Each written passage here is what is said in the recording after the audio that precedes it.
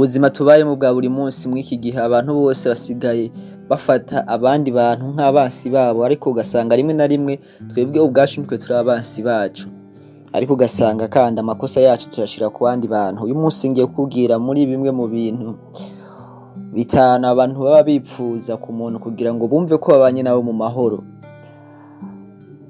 Nimba wisanze hano uri mushasha, icyo usabwa ni ikintu gukora subscribe kugira ngo tubandanye tujana buri munsi uko bukeye uko bwije. Kandi nimba ikiganiro kigize ico kigufasha, genda muri commentaire wandike akajambo. Ikintu ca mbere ukwiye guherako kugira ngo ushobore kubana n'abantu mu mahoro mwino minsi, ni ukuterekana ibintu ugezeko. Bantu b'Imana canke bagenzi banje, turi mu bihe, turi mu minsi twebwe abantu canke abandi bantu bagenzi bacu, iyo bakwipfuriza gutera imbere, ariko iyo uteye imbere kubarusha bica bihinduka inzigo, bica bihinduka ubwansi. Umuntu aba kwipfuriza gutera imbere, umuntu aba kwipfuriza gushika kure, ariko watera imbere kumurusha, aho nyene mukaca muhinduka abansi, akaca atangura kuzana amakosa, akaca atangura guharura n'amajambo uvuga n'ingene umutelefona n'ingene umwandikira, ngo kera ngo ataratunga ntiyanyandikira uko, ngo kera ngo ataronka amafaranga ntiyamvugisha uko. Ugasanga na vya bindi vyose mwagira mukingana canke akikuruta yamaze kubihindura urugamba. Bamwandikira mu gitondo akavuga ngo shango nuko uhaze, shango uba ufise umwanya wo kwandika kubera uhaze. Ugasanga ari mwayo majambo. Rero iki kintu ca mbere ni ukuterekana ibyo ugezeko mu buzima bwa misi yose. Wewe tera imbere mu vyawe, ibandanize n'ubuzima bwawe, ariko ntuwerekane canke ntuje kuvuga ngo jewe ngeze ku ibi n'ibi, kuko niho hahera n'ugwanka rwo gushaka gusambura ibintu wubatse. Ikintu ca kabiri ukwiye gukwirikiza kugira ngo ushobore kubana n'abantu mu mahoro, ko abantu babone ko mubanye neza, ni kutisigura cyane. Iki kintu abantu bariko baragitahura, ariko mu buzima tugezemo mwa kino gihe canke mino minsi barakora ikintu kugira ngo barabe ico ubivuga ko, kugira ngo barabe ico bisigura. Kandi uzorabe kenshi iyo wisiguye, ari amajambo wisiguyemwo niyo bafatira ko bavuga ngo yavuze ibi, yavuze ibi, yavuze ibi, yavuze ibi. Rero nimba ushaka kubana n'abantu mu mahoro muri iki gihe, kora ivyo wari ukwiye gukora, ukora ibintu vyawe wipoweye, hanyuma ukureho ico kintu co kwisigura ku bantu, kubera yuko iminsi tugezemwo aho bigeze ivyawe vyereka Imana, ivyawe bibwira Imana, ariko ureke kubibwira abantu, kubera iyo wisiguye cane biba bipfuye, n'abandi barayamaze ngo iyo wisiguye cane biba bipfuye. Iki ni ikintu ca mbere ukwiye gukora mu buzima bwawe. Nimba ushaka kubana n'abantu mu mahoro, bana n'abantu ariko ukureho akantu ko kwama wisigura cane buri munsi, kuko kwisigura cane vyerekana ko uri umunyantege nke, kandi umaze kuba umunyantege nke abantu baragufatirana, abantu baragukorera n'utuntu kugira ngo uze kwisigura canke kugira ngo uze kubasaba ikigongo, kubera ko barazi ko wisigura, kandi mu kwisigura niho uza gukorera amakosa, baronka aho bagufatira naho baguhera. Ikintu ca gatatu ukwiye gukwirikiza kugira ngo ushobore kubana n'abantu mu mahoro mwino minsi, ni ukuraba ibikuraba. Guys, turi mu bihe yaho abantu bose bashaka kuba mu buzima bw'abandi bantu, ugasanga uhakora ubuzima bwiwe ariko ari ubuzima bw'abandi bantu, yaba ari jewe, yaba ari jewe, yaba ari jewe. Ugasanga umuntu ariko abaho kubera abandi, ntariko abaho kubera wenyene. Rero mw'iyi minsi nimba ushaka kubana n'abantu mu mahoro, baho uraba ibikuraba, bitakuraba urabe ku ruhande, kubera yuko abantu baramaze kuhabara, abantu bari babariye. N'igihe akora ikintu kugira ngo akugeze arabicuza kukivuga ko, abonye wihoreye arakureka ntagukura, mugabo ababonye uvuze ijambo na rimwe agutega iminsi. Turi mu bihe y'abantu basigaye bategana iminsi, ugasanga avuga ati ikintu yagikoze aca avuga uko, nanje reka ndindire n'ivyamushikira nzora nyene navyitwaramo.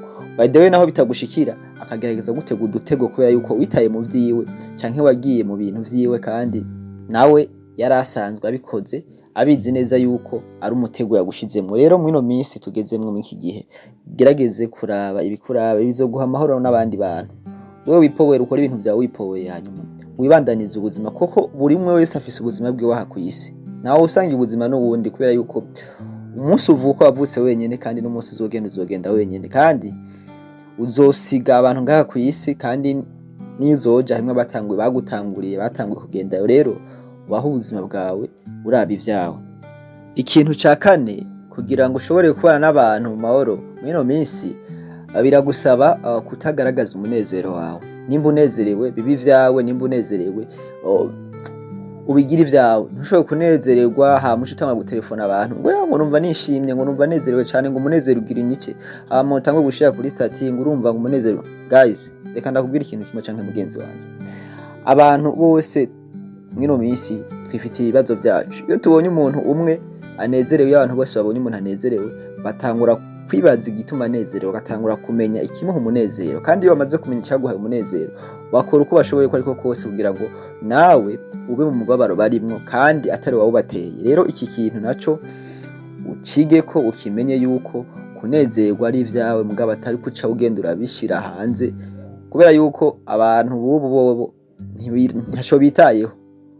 Nimba babaye aravuga ati nanje abandi bategezwa kubabara, waba wamubabaje utamubabaje, uca imbere yiwe wese abona ko ari umunyamafuti, aguma avuga ngo abantu ni babi, ngo abantu nibo bamugiriye ibi, nawe ujana n'abandi ugasanga ariko gukorera ivyo utagukoreye.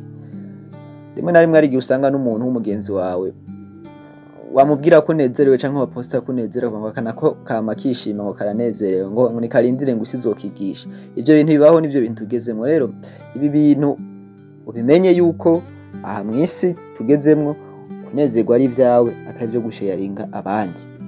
Ikintu ca nyuma, arico kintu ca nyuma gikomeye kuruta ibindi bintu vyose, urakeneye Imana, urakeneye gusenga. Ibyo byose mvuze urashobora kubikurikiza ariko ugasanga ntivyaciyemwe, ariko ugasanga ari ukuntu bitagenze neza ijana kwijana. Ariko ni washira Imana imbere mu buzima bwawe, ni washira Imana imbere muri vyose, nigo rufunguzo rw'ibintu byose tuvuze. Ego Imana yaduhaye ubwenge kugira ngo dushobore kubukoresha, nico gituma nakubwiye ibiri hejuru, ariko inyuma ya vyose urakeneye Imana mu buzima bwawe kugira ngo iguhe abagenzi bakwishimiye canke iguhe entourage imeze neza canke iguhe kuba aho wari ukwiriye kuba, kugira ngo ushobore kubana n'abantu neza mu mahoro. Ko no munsi mw'iki gihe tugezemo abantu bashaka kubwira ngo bana n'abantu mu mahoro, ngo ntawuzi ngo uko ubuzima bugenda. Ariko reka je nongereko aka kantu, ubana n'abantu mu mahoro ariko kuba bishaka, parce que hari umuntu mubana nawe mu mahoro ntabe yashaka ayo mahoro, ugasanga iminsi yose yiwe ashaka intambara.